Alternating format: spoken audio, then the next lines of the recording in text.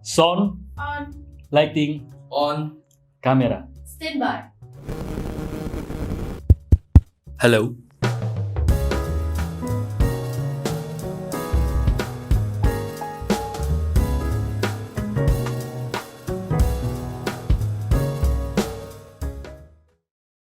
Halo Sobat Jokpro, kembali lagi bersama gue, Timothy Vantriono, Sekjen Jokpro 2024 dalam Pojok Pro, Podcast Jokpro. Nah, di episode kali ini gue akan berbincang dengan Ketua Jokpro 2024 Regional Sumatera Selatan yang biasa dipanggil Kak Ferry Nofriadi. Halo Kak, apa kabar Kak? Halo, baik Siap. Sekjen. Siap Kak. Sekjen. Alhamdulillah, puji Tuhan, sehat Kak? Sehat. Kak, kesibukan akhir-akhir ini apa aja nih Kak, sehari-hari Kak? Kalau kesibukan akhir-akhir ini kebetulan kemarin kan kita pernah ikut staf khusus Bupati Ogan Ilir kemarin. Pemilihan 2020 kemarin lagi. Jadi kesibukan kita sekarang ini lagi fokus belajar untuk bisnis di bidang konstruksi sih, Sekjen. Oke, jadi pernah tempat staf khusus Bupati, terus berbisnis ya sekarang ya? Iya Pak Sekjen. Siap. Nah, dilihat dari kegiatan dan kesibukannya, Bang Ferry ini kan padat banget nih Bang. Gimana sih Bang ceritanya Abang bisa sampai tahu komunitas Jokpro, terus akhirnya mau gabung, terus jadi ketua Bang? Gimana ceritanya? Baik Pak Sekjen. Pada awalnya kita melihat gagasan ini pertama kali di media sih, yang disampaikan langsung oleh penasihat Jokpro, Mas Kodari waktu itu di TV sama TV Wah. Nah, gagasan pembaharuan yang dilakukan oleh penasihat ini kayaknya bagus, makanya saya kumpul sama teman-teman. Kebetulan background kita juga aktivis kan, waktu masih aktif di kampus. Baik di kampus kita ngobrol dengan teman-teman, kita kasih pengertian, dan kita bahas ini kayaknya menarik nih, ayo kita gabung di sini. Makanya timbul kesepakatan kawan-kawan untuk ikut gabung di sini. Itu Pak Sekjen. Oke. Nah, kan saya juga dengar nih info dari Mas Billy bahwa Kak Ferry ini baru komunikasi beberapa hari, tapi udah langsung penuh nih Kang. 17 chapter, 17 kabupaten kota di Sumsel ini udah langsung penuh. Gimana sih Kak ceritanya Kak?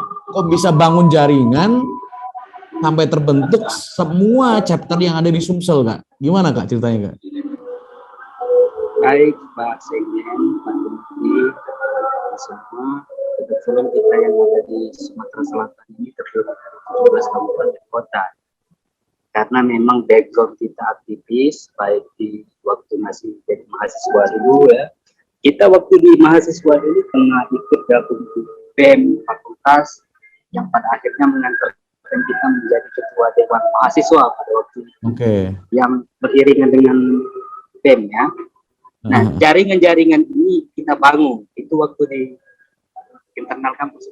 Waktu di eksternal kampus kebetulan kita juga aktif di himpunan mahasiswa Islam. Kebetulan banyak kawan-kawan yang berkiprah di daerah, kita jalin komunikasi, dan komunikasi ini terjalin dengan baik Bang. Makanya ketika kita membangun jaringan, buka jaringan, itu mudah sekali mendapatkan orang-orang yang pas untuk menduduki jabatan ini. Nggak kesulitan kita cari orang Bang.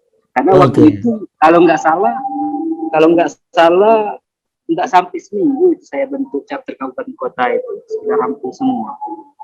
Iya, itu kan luar biasa Kak itu Kak. Nah, lanjut Kak. Kan kita tahu nih Kak, Pilpres 2024 tuh masih 3 tahun lagi lah. Nah, tapi kan politik itu kan dinamis. Udah banyak calon-calon bermunculan sekarang. Ya. Termasuk yang kita usung ini, yang kita dukung, Jokowi Prabowo gitu. Boleh tahu nggak Kak, apa sih yang ngebuat masyarakat Sumsel gitu ya yakin dan setuju dengan gagasan Jokpro 2024 ini Kak? Khususnya ini deh, teman-teman dulu deh yang ada di Jokpro Sumsel. Apa sih yang ngebuat kalian semua itu yakin bahwa Jokpro 2024 itu layak kita dukung, layak kita usung di 2024 nanti? kita sudah belajar dari pengalaman yang lalu, tahun 2019 politik identitas itu terjadi di mana-mana, polarisasi yang menyebabkan kita ada sekam antara satu dengan yang lain. Dan Jokro ini hadir sebagai solusi agar tidak terjadi polarisasi ekstrim seperti yang lalu. Kita tahu juga, saya sekjen sebenarnya pada 2014 dulu saya bukan pendukung Pak Jokowi, saya bukan pendukung Pak Jokowi, tapi setelah saya lihat geraknya, kinerjanya, ini kayaknya orangnya bagus, orangnya bagus, kinerjanya bagus, makanya pada 2019 dulu kita ikut jadi semangat Jokowi. Dan terbukti Pak Jokowi berhasil membangun Indonesia ini. Nah, kita kan tahu nih Kak, bahwa Presiden Jokowi ini berhasil membangun beberapa infrastruktur di Sumsel, ya. Salah satu contoh mungkin ruas tol Kayu Agung Palembang. Panjangnya itu 42,5 km. Kan? Yang mana ini merupakan bagian dari jalan tol Trans Sumatera Kayu Agung Palembang Betung, gitu kan. Panjangnya ini 111 km lebih nih, Kak, ya kan? Gimana tanggapan Kakak melihat pembangunan infrastruktur yang dilakukan Pak Jokowi ini, Kak, di Sumatera Selatan, Kak? Kalau saya melihat, inilah salah satu keberhasilan Pak Jokowi yang kami banggakan di Sumatera Selatan. Karena kami ini kan dari pelajaran presiden-presiden sebelum belum pernah ada yang berhasil membangun tol. Di era zaman Pak Jokowi inilah tol ini bisa terbangun. Bukan hanya Betung Palembang Kayu Agung, Pak Sekjen. Ya. Tol yang ada di Palembang ini sudah ada tol Palembang Indralaya. Sekarang ini lagi digenjot pembangunan tol Palembang Muara ini ke malahan ini lagi digagas oleh Pak Jokowi dan kementerian ini lagi dibangun tol antara Palembang Bengkulu, Palembang Jambi. Ini lagi progres ini. Banyak pembangunan yang dilakukan Pak Jokowi. Dan ini menjadi tolak ukur teman-teman di Sumatera Selatan mengapa mereka sepakat kalau seandainya memang memungkinkan dan undang-undang dasar bisa diamandemen, kenapa tidak Jokowi ini? Karena sudah terbukti Pak Jokowi berhasil membangun Indonesia. Begitu Pak Sekjen. Iya. Nah, tadi kan Kak Ferry udah cerita nih, ternyata pembangunan di Sumsel itu nggak cuman tol yang tadi saya sebutkan, tapi ada Palembang Bengkulu, ya kan, lalu Palembang Jambi, ya kan, banyaklah yang dikerjakan oleh Pak Jokowi di situ. Nah, sebenarnya apakah ini yang membuat Kak Ferry dan teman-teman di sana yakin mendukung Pak Jokowi, atau mungkin juga karena kerendahan hati beliau, lalu fokus beliau untuk kerja, atau ada yang lain, Kak, yang membuat yakin bahwa Jokowi Prabowo ini layak nih di 2024 nanti?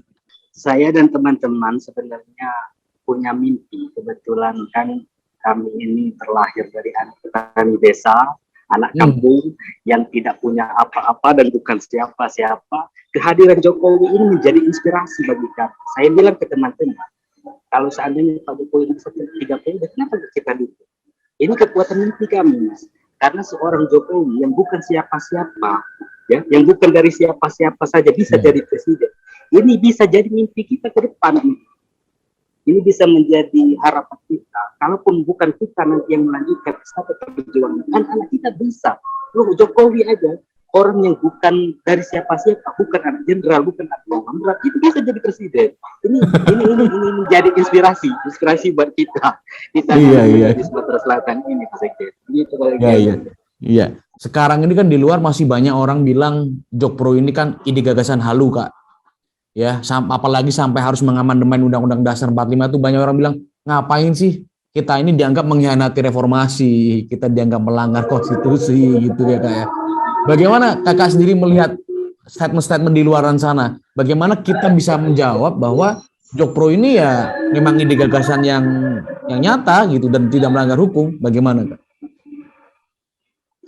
Pada awalnya saya juga agak kaget ini Pak Sekjen. Gagasan Jokowi 30 rasanya tidak mungkin. Tetapi ketika kita belajar dari sejarah, belajar dari kejadian yang sudah-sudah, politik 2014, 2017, 2019, kita banyak belajar dari sana. Kalaupun memang Jokowi harus 3 periode, kenapa tidak? Toh kita belajar dari sejarah, amandemen undang-undang sudah berapa kali? Sudah 4 kali dirubah. Kalaupun memang ini kesepakatan rakyat, Pak Jokowi nggak bisa menolak. Walaupun pada prinsipnya Pak Jokowi secara langsung dinyatakan bahwa beliau tidak mau 3 periode. Ada 3 alasan Pak Jokowi bilang tidak mau 3 periode kan. Pertama, menampar muka saya, kedua, cari muka, dan ketiga, apa itu saya lupa itu. Menjerumuskan.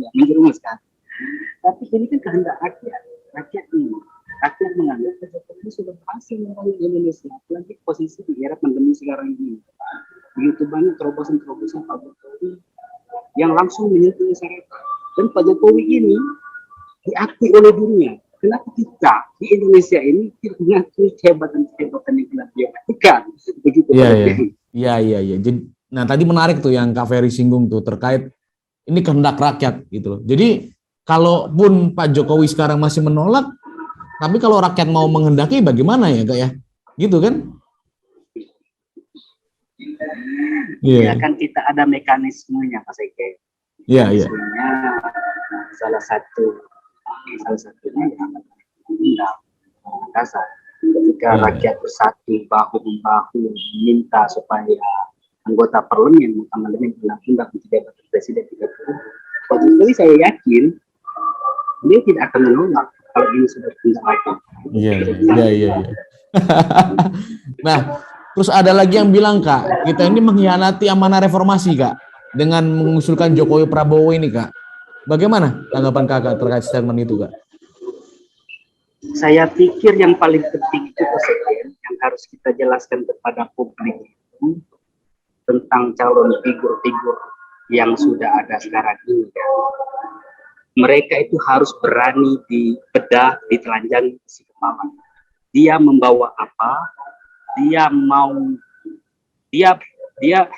maksud saya begini, dia mempunyai apa? Dia mau membawa apa dan akan melakukan apa? Ini sudah dilakukan oleh Jokowi. Sementara banyak kandidat-kandidat yang mohon maaf sekali lagi, bukan kita menjadikan kandidat ini.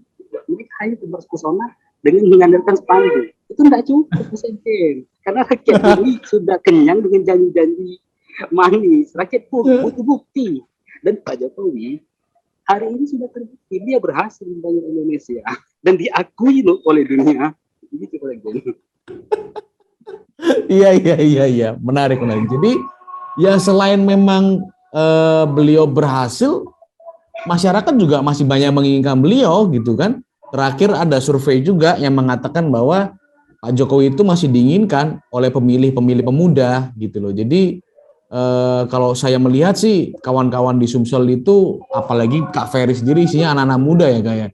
Tapi saya penasaran nih Kak, kenapa sih teman-teman milenial di Sumsel ini yang malah aktif dan pingin Pak Jokowi 3 periode pasangan Prabowo Kak? Ini menarik nih. Anak muda ini kan kebanyakan apatis Kak terhadap politik ya, masih banyak yang apatis. Tapi kenapa Kak Ferry dan kawan-kawan ini malah justru getol menyuarakan Jokowi 3 periode bersama Prabowo Kak? Ya, kami anak-anak muda di Sumatera Selatan ini selalu bicara dengan teman-teman, terlepas nanti Allah menjadikan kami seperti apapun. Kami sekarang ini kan belum punya legasi, belum punya pengakuan. Kami ingin membangun mimpi-mimpi anak muda itu bisa terwujud.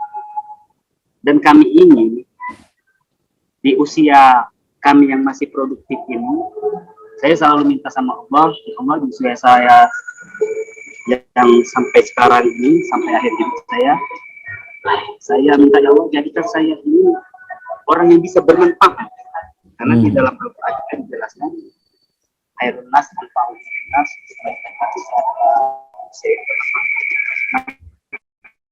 ingin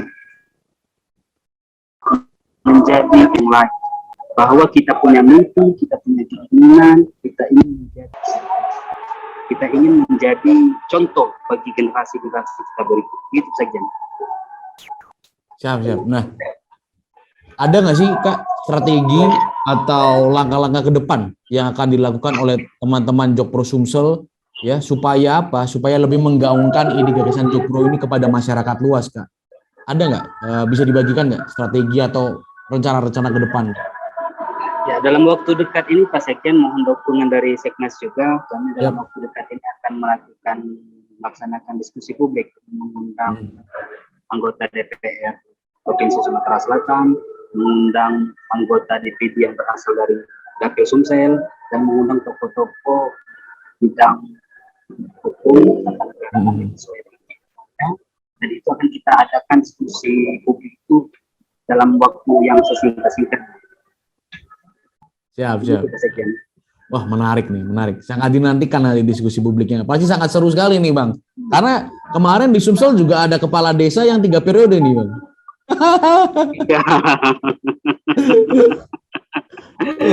Siap, Pak Sekjen. Iya. Kami mohon terakhir, dukungan, Kak. Pak Sekjen, nanti. Pasti. Siap. Terakhir, pertanyaan terakhir, Kak. Ada nggak sih pesan khusus dari Kak Ferry untuk masyarakat luas? Mengapa Indonesia perlu menjadikan Jokowi presiden 3 periode berpasangan dengan Prabowo, Kak? Ya, untuk masyarakat Indonesia dimanapun berada, terkhusus Sumatera Selatan, kami mengajak kita semua untuk mendukung Pak Jokowi dan Prabowo menjadi presiden. Ini tidak lain tidak bukan karena kita menginginkan kedamaian di Indonesia. Kita tidak menginginkan terjadinya pembelahan politik identitas seperti yang kita ketahui pada 2019 dulu, begitu kencangnya pembelahan politik itu. Dan kita menginginkan agar masyarakat ini bisa damai, sejahtera, dan pembangunan ini bisa berlanjut. Kalau betul bisa berlanjut. Apalagi posisinya sekarang kan ini sudah ada rencana untuk membangun ibu kota. Dan ini perlu dukungan kita masyarakat Indonesia terus. Ini tidak akan berjalan dengan baik, tidak akan berjalan dengan sukses tanpa dukungan masyarakat. Makanya saya mengajak teman-teman yang ada di sini. Ini kapan lagi kita mempunyai pemimpin yang seperti ini, yang selalu dirindu-rindukan oleh masyarakat, yang selalu memberikan bukti bukan janji. Siap. Terima kasih Kak Ferry atas waktunya. Mudah-mudahan apa yang kita bicarakan hari ini bisa didengar oleh masyarakat luas dan akan semakin banyak masyarakat khususnya di Sumatera Selatan yang bergabung dan mendukung Jokpro 2024. Terima kasih Kak Ferry, sehat-sehat selalu. Salam untuk teman-teman di Sumsel. Siap. Terima kasih. Ya, itu tadi perbincangan menarik saya dengan Kak Ferry Novriadi, Ketua Jokpro 2024 Regional Sumatera Selatan. Terus saksikan Pojok Pro di channel YouTube Jokowi Prabowo. Jangan lupa komen, like, dan subscribe. Saya Timothy Vantriono, izin pamit. Terima kasih. Salam Jokpro.